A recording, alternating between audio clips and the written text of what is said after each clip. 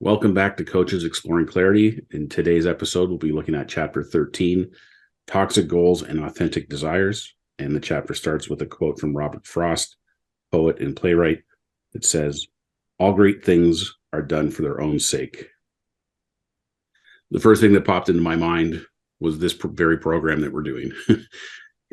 It's it's great if other people watch this and so on, but for me, just getting to spend the hour once a week with the two of you and getting to kind of dive deeper into clarity, like if that's all that I get out of doing this, that's enough for me. Anything else is kind of a bonus or gravy. So anyway, that's what it popped in my mind as soon as I read that quote. Nice. Much the same thing popped into my mind as well. It's just like, and isn't that great? When you can just beat up for whatever you're doing kind of thing, you're just kind of doing it because it's kind of nice to do, full stop. Yeah. A good feeling. Yeah. Actually, that isn't what popped into my mind. What popped into your mind, Lynne? What popped into my mind was how often we don't do that. Mm. All great things are done for their own sake. How often we don't do that, and how we're feeling when we're not doing that, and actually loads of things and popped into my mind that when we're not doing things for their own sake, Yeah. and then the contrast of when we do things for their own sake and the difference. So yes, it actually made me smile to think, oh wow, yeah, how often we don't do that. Yeah. Well, another thing that occurred to me, Jamie often asked in the programs we're on with him, the question, for what purpose? And, this quote, but the next time he asks that question, I can say, well, just for its own sake, that's the purpose. Yeah. Yeah. Back at you, dude. Yeah. Yeah, I like that. Yeah. Yeah. Yeah. Shortly at the end of the story where Jamie was talking about his experience with Tim Ferriss's 4-minute work week or 4-hour work week, sorry, and how it didn't really pan out the way he was expecting. He says, "I had the circumstances of success, but I wasn't having the experience of success." And it made me think, like, through my whole career in the corporate world, that's kind of how I felt. Like I was always fighting tooth and nail to get the next promotion, the next raise.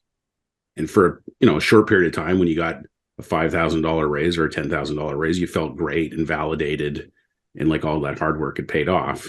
And 2 or 3 paychecks in, you were right back to where you were before that promotion or that raise.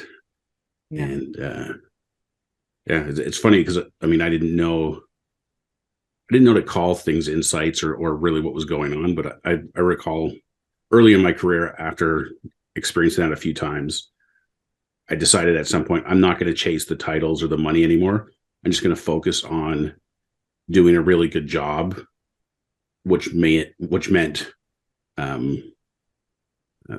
creating a great environment for the people that I work with directly or indirectly, delivering great results and getting the most fulfillment out of my job as possible. And then the promotions and the money will just be a symptom of those things versus the goal. And my experience was, as soon as I focused on that, I had more promotions and more raises than I did when I was focusing on the promotions and the raises.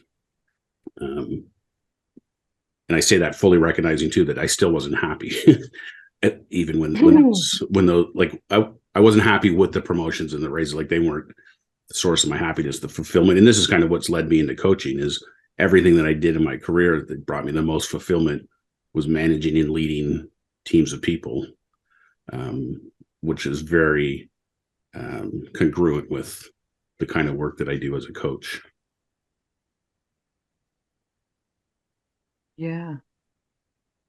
I underlined that sentence. I had the circumstances of success, but I wasn't having the experience of success. It struck me how I've never even considered that the word success could be anything else than something that is in one way or another supplied to me by the circumstances. I didn't even have another definition of the word. And it was for me, you know, a bit like, you know, Greg, you said you sort of, once you realized something. So once I realized that I need another word for success, because that was the word I was looking for, the thing that was defined wrongly. I believed that the only thing that you could actually want, desire, wish for, is success defined by the circumstance.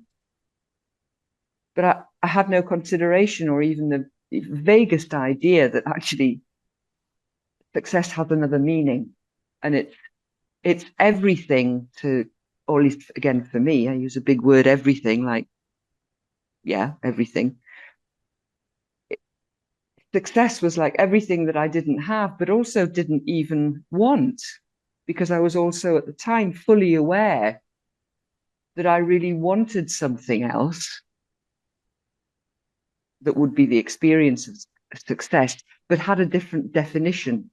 So it's, you know, it's peace, it's no anxiousness, it's fulfillment, it's all that stuff. So just reading this sentence, you know, so concisely said by Jamie, I had the circumstances of success, wasn't experiencing the experience of success. Like the second part of the sentence, I just didn't even have it it didn't exist for me. Wasn't even in my radar. Something so, I was so sure that it didn't exist. But once, probably my very first coach pointed me into a direction that was something other than what's written in the handbook of success kind of thing. We're talking about something completely different. And then just realized, oh, like I can have that stuff that my heart has always told me that I want: peace, fulfillment, joy, all that stuff.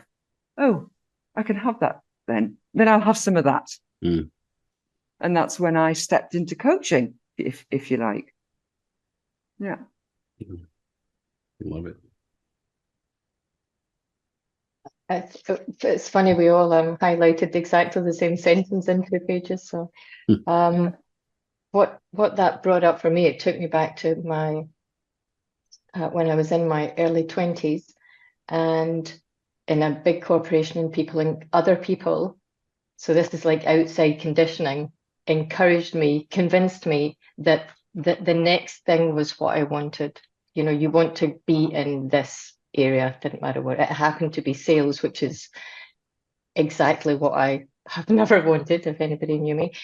But somehow I bought into that, and that it was this circumstances of success, because it will give you, you know, a step up the ladder and another step up the ladder and more money. And at the time in a corporation, you know, a car and a this and a that and bonuses and all the stuff that came with that. And I think I'm with you, Elaine. At that time, it wouldn't have been, in no way would it have been visible to me that there was an alternative, because I thought this was kind of the way to go. You know, we're here to progress in whatever way that looks like. This experience of success and the feelings that come with that just were not, I wouldn't have seen that. That would not have been available to me. So I bought into the do this thing for the circumstances of success. And a bit like you said, Greg, that didn't make me happy at all.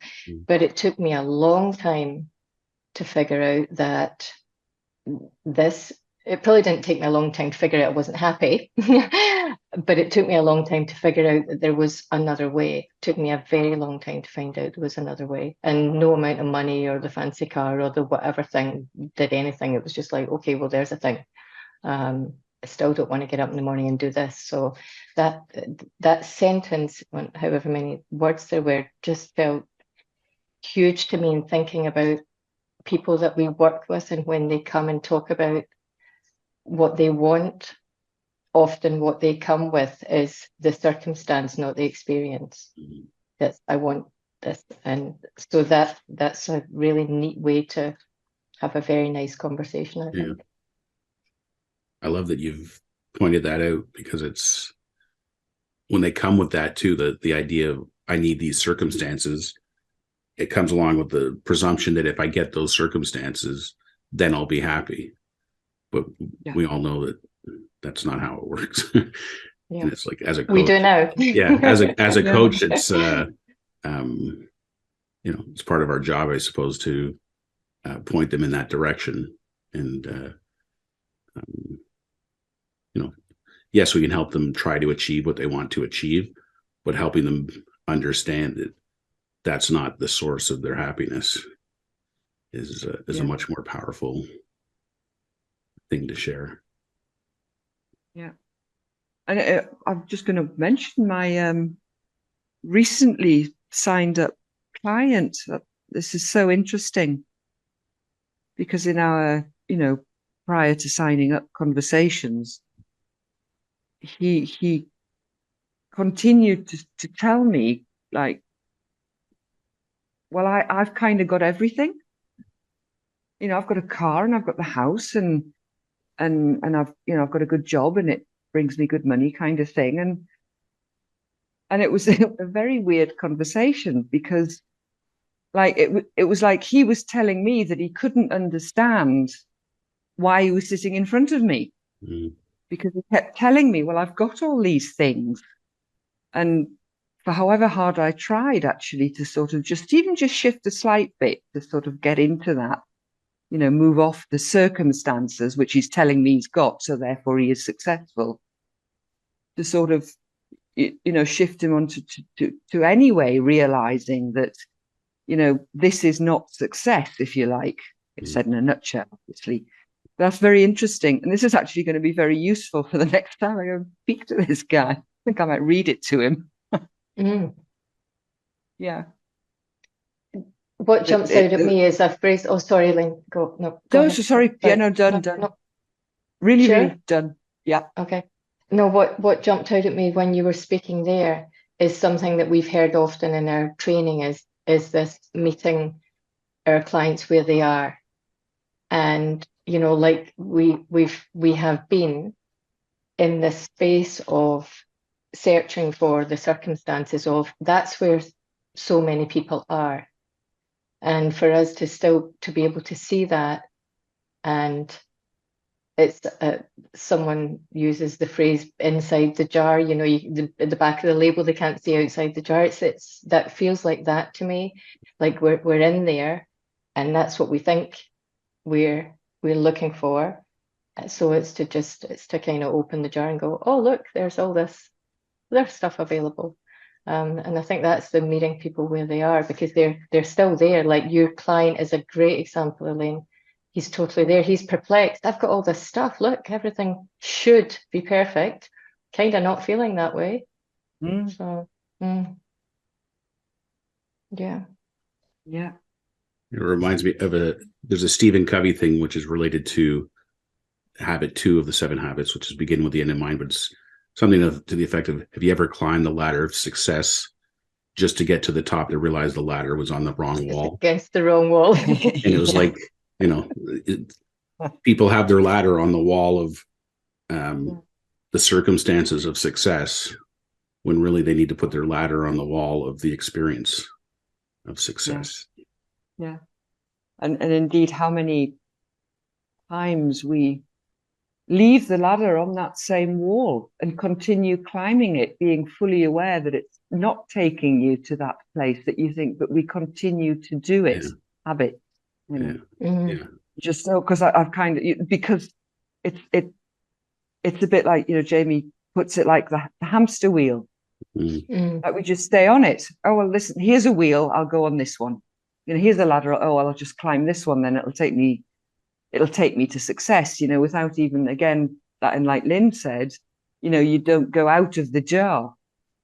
You just stay in the jar, and like it's sort of a bit, that's your lot. And as Jamie said at some point as well, because struggle and thrive, failing to achieve your toxic goal, as he puts it, sometimes for years, and finally give up with a sense of frustration and hopelessness. That's exactly it. You know, because many people don't have the availability to see beyond the jar or to climb any other ladder. There are, you know, it's not in their sight. So I guess it's kind of our job to bring things into people's vision, you know, so they can have a look at it, sort of thing. Yeah. See another possibility. Yeah. Yeah.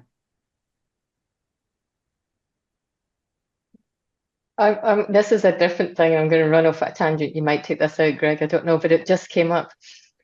I'm thinking, where do we still get caught in this trap in different ways? And I've just thought of a prime example today.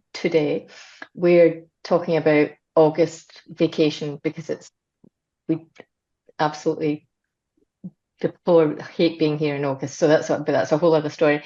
So we're talking about getting away in August and imagining where we might go and all those things. And what just popped up for me there is, so if we take out the circumstances of success and put in the circumstances of my holiday, for example, I'm imagining all this stuff and I'm imagining that it's going to make me feel good. This is me earlier. I'm going, and I'm actually asking myself the question.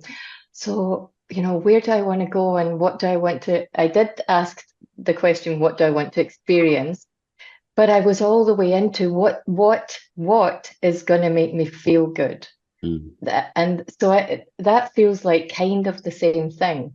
You know, it's still outside in. I'm still looking for something. Or is that off track? I don't know. It feels like that to me. I don't know if that is off track or is that kind of the same thing? No, I think it's the same thing. Totally. I think it's exactly the same thing. Yes, it's how to go on holiday anyway, I guess, is the yeah, anyway. You know, yeah. Or better, you know, what do you pack to go on holiday? Well, pack some experience and see what what happens there. Take it with you. Yeah, I don't know. It just kind of popped up.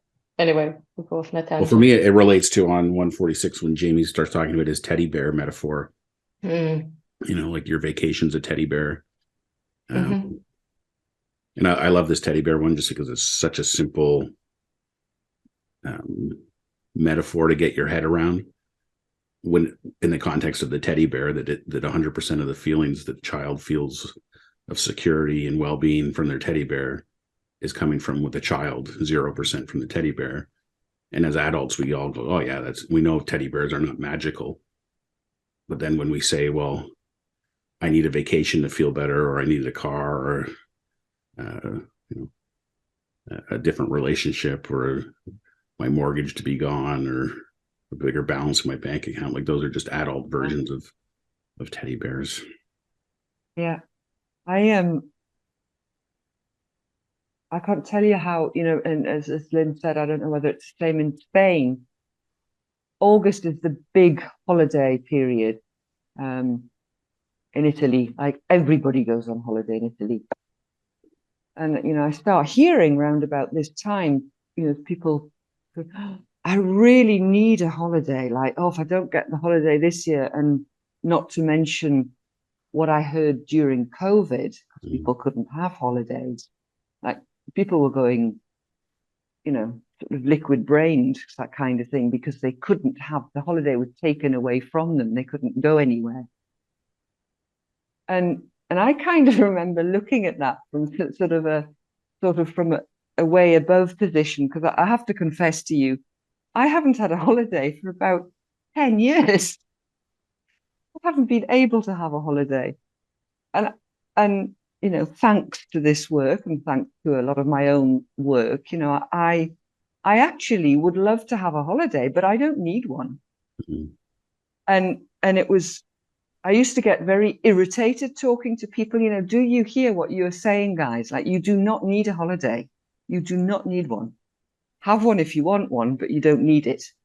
But like, it seemed as if their whole lives roundabout between May up to the point of 1st of August, would revolve around this, how bad they're feeling because they haven't gone on holiday yet and they're so tired and the year's been so long and it's been so difficult and this, that, and the other.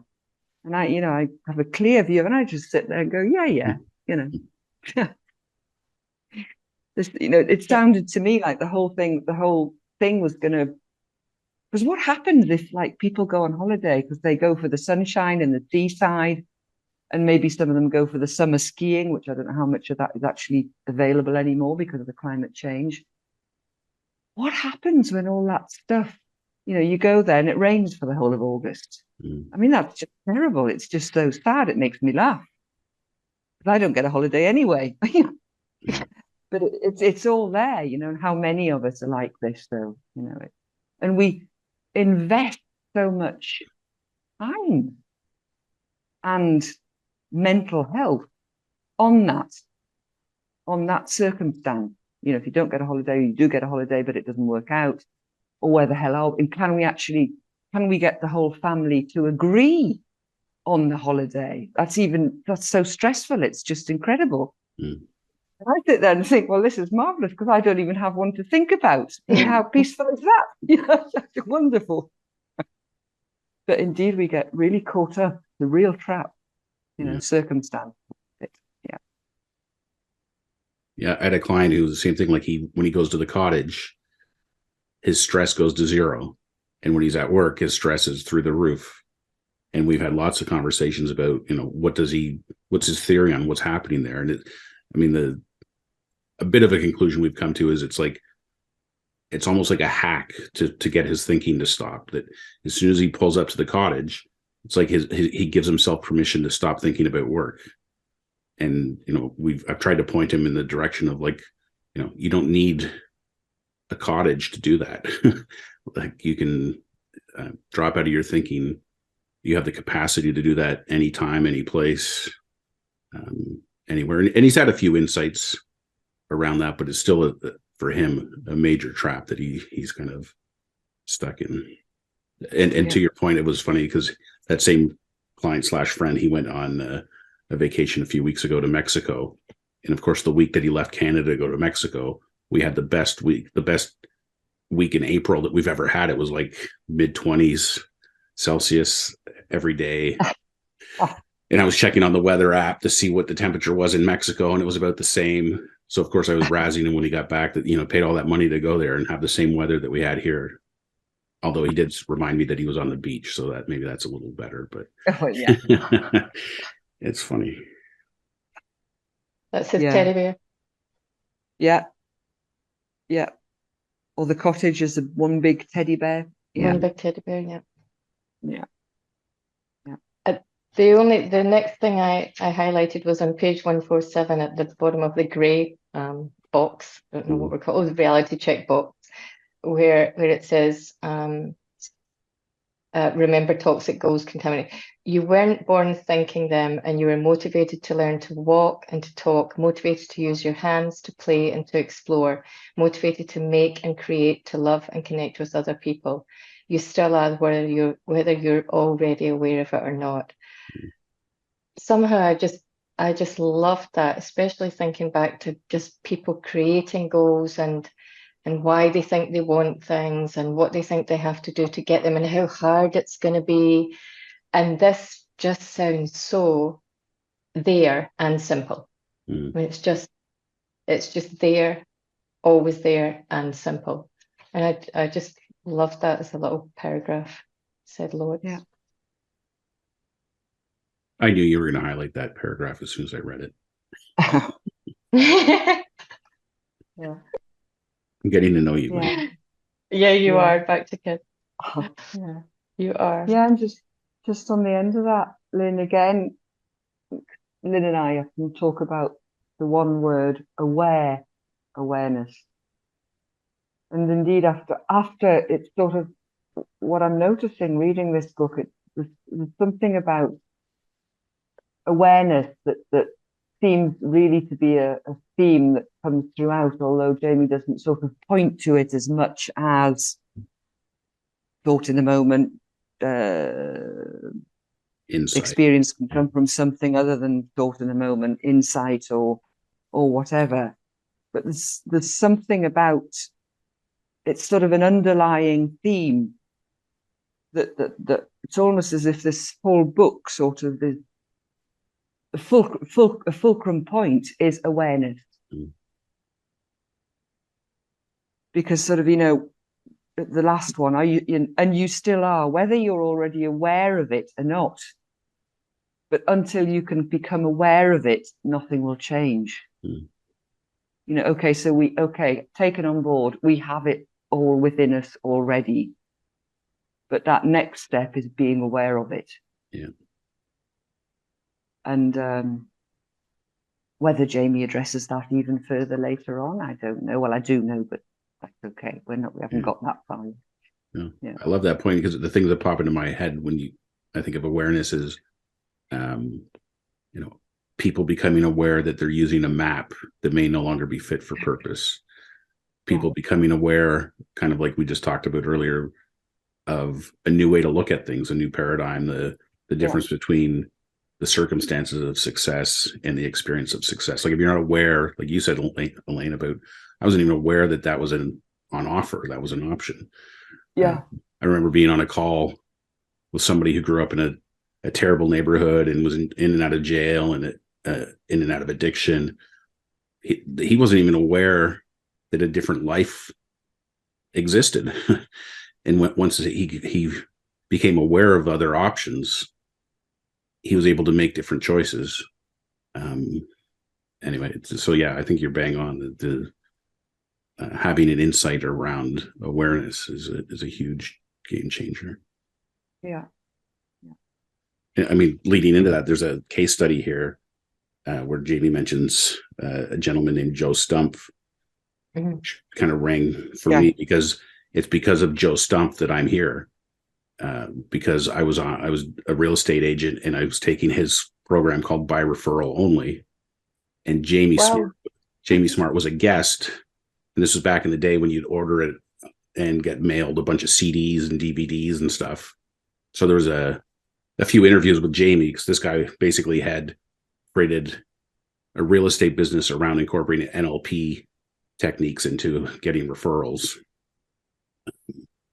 But yeah, so once I was introduced to Jamie through that program, started following Jamie, started ordering some of Jamie's things, and, you know, fast forward, that was like 2008. So fast forward 15 years, here we are. Incredible. That's crazy. Yeah. I love the way. Sorry, I was gonna ask a question there. Do you remember? And it may not be relevant, but I'm curious. Yeah. When you were looking at that guy, the Joe Stump guy, and what he was doing, do you remember at the time what you were looking for and what you got out of it?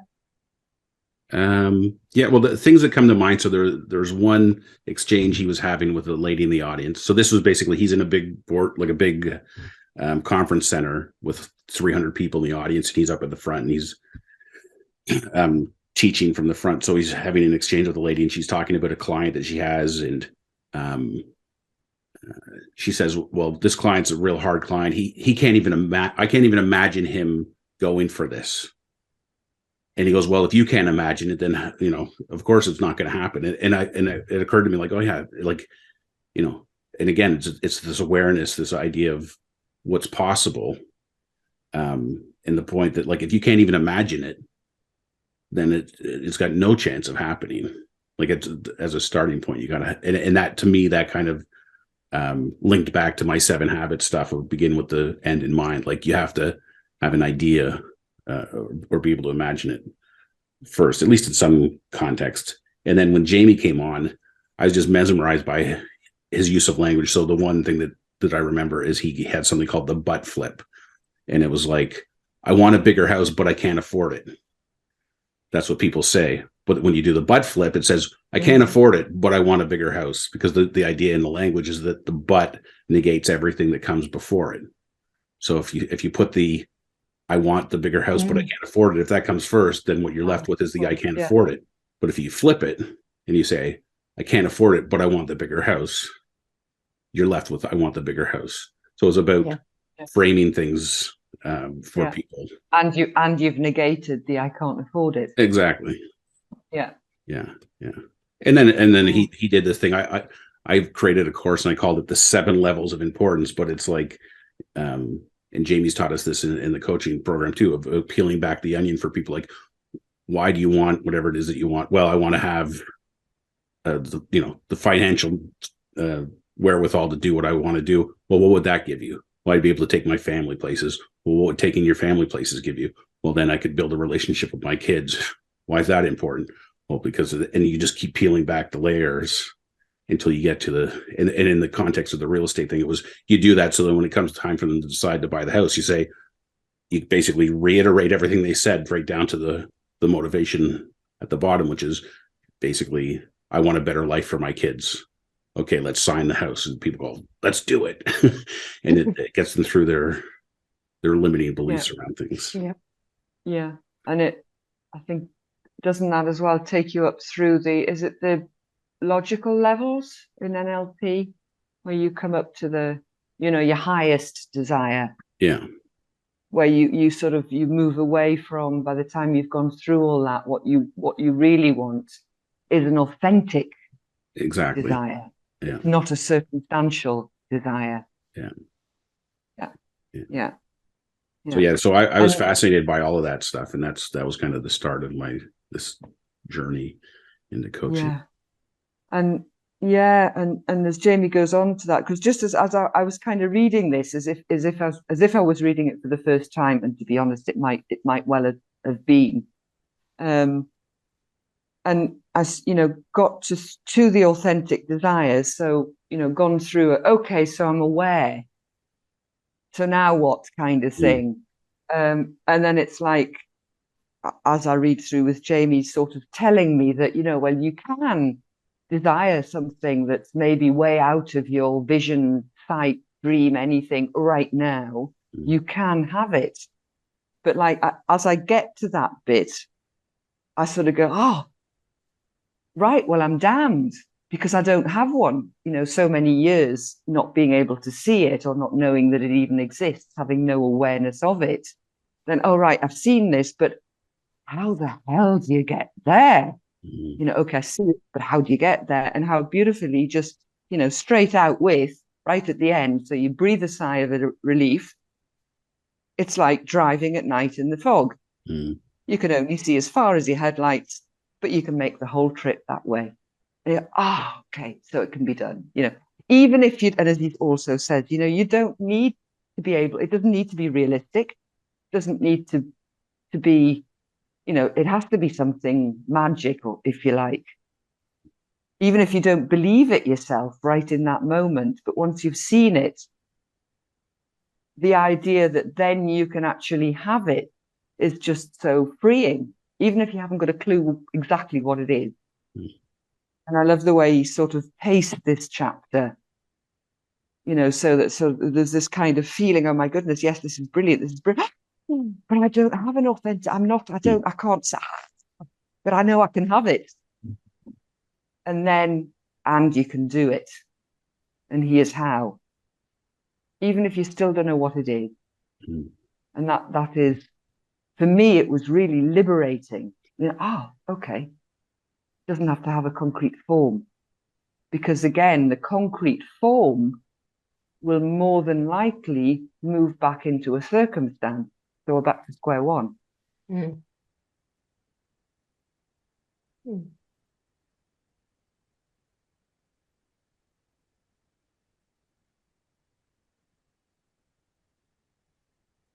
And the knowing, as he says just later on, when you step into the fog of the unknown and keep moving forward, wisdom will guide you in discovering the path.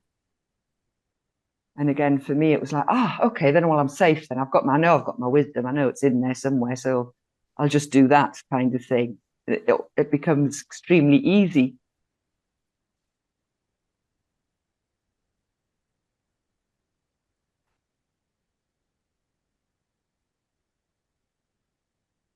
On the page right after that E.L. Doctorow quote that you just used, driving in the fog, on page 149. Yeah. Jamie has the equation clarity plus action equals results. And I made a note of that. Just think, I think that's the first time this equation has been talked about in the book, because the other equation was clarity equals capacity minus contamination. Minus contamination, yeah. And this one is clarity plus action equals results. And that comes from his other book, Results. But that one always rings true to me, just to, keep doing stuff. Like, it's your headlights only see that far. Just keep going. Like, just drive that far and then see what happens. You don't need to necessarily see the whole picture. Shall we jump to the thought experiment at the end? Yep. So I'll read that out. This is on page 151, thought experiment. As you're reading this now, are there any toxic goals that still look like a reality to you? By contrast, what are some of the authentic desires that you're already starting to become aware of?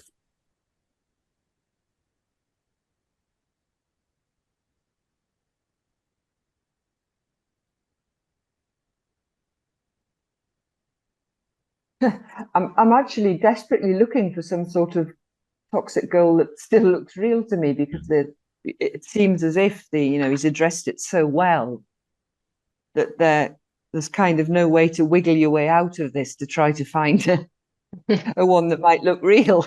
Yes. And by contrast, for me,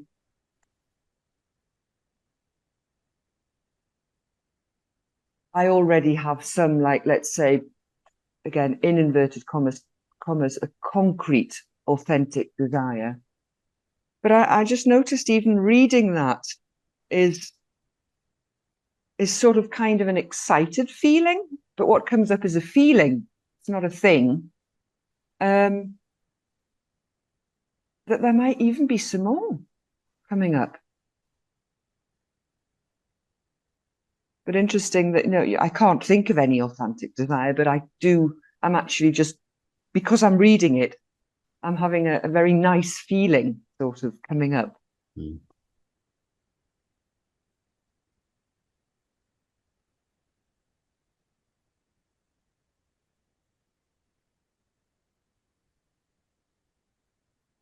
For me, the idea that I want to take my coaching practice into the world of sports, be it amateur sports, working with athletes or parents. And, my pie in the sky authentic desire is to work with my Toronto Maple Leafs, the hockey team that I cheered for my whole life, who incidentally are tonight on the brink of elimination in the playoffs. Oh. So they finally, after 19 years, they finally won the first round, got through the first round of the playoffs, only to go 0-3, and on the verge of a sweep, of being eliminated. And all their top players have scored 0 points in the last few games or whatever. But it's like, I've been writing their general manager for, you guys know this, for the last year or so. And it's like, okay, well, if they lose tonight, that's perfect, because then they'll be ready for the answer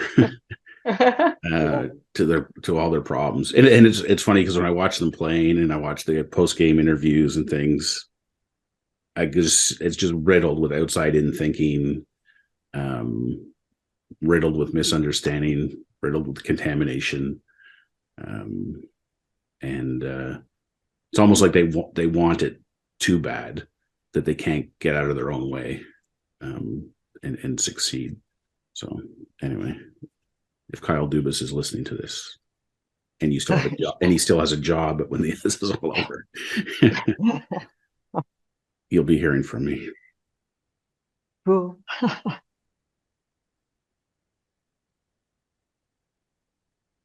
I haven't got an answer to those questions right now, and I feel like I'm in a should place. I'm like, I really should.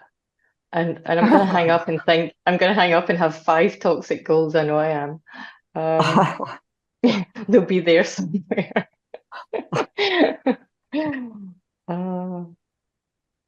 I don't know. No, I really don't. I think for me, I don't know if this will spark anything for you, but I know in the context of the coaching practice, it's like when I start getting fixated on income, or I need X number of clients, or, the more I get wrapped up in I need these things, with the feeling that if I don't have them, I'm not going to be successful, or, it means that I'm not worthy, or I don't know, all of the contamination kind of pours into it. That's when the well seems to start going dry.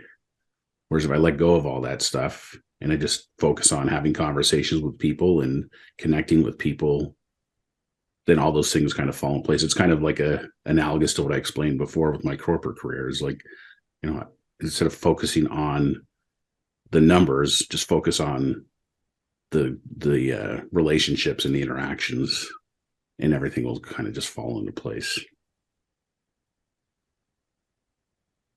That's so nice, Greg. And what it does is take us right back to the beginning. Mm-hmm. It takes us right back to the quote at the beginning. All great things are done for their own sake. And when we think of why we do this, that's why we do it. Why? Well, that's what I'm hearing, and it's certainly why I do it. I didn't.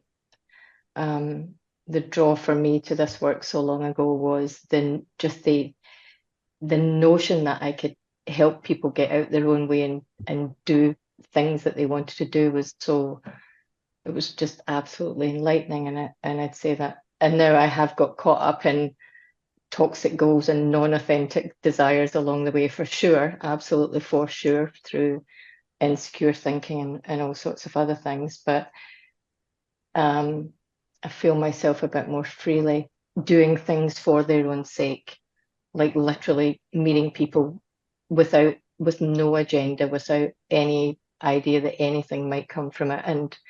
And what that does for me is, personally, is relax me, which means I'm in the room, as opposed to times in the past where I've been anxious and not, in the room, but not in the room. So to go back to the authentic desires, I think the authentic desires can only come when we are authentic.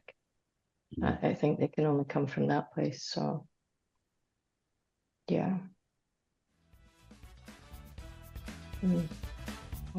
Just like Jamie does, you've done a great segue into the next chapter on the power of presence. Oh, genius! We'll look at chapter 14 next time. But yeah, we'll do that. It's been a great conversation, guys. Thanks so much. Thank you so much. Great to connect.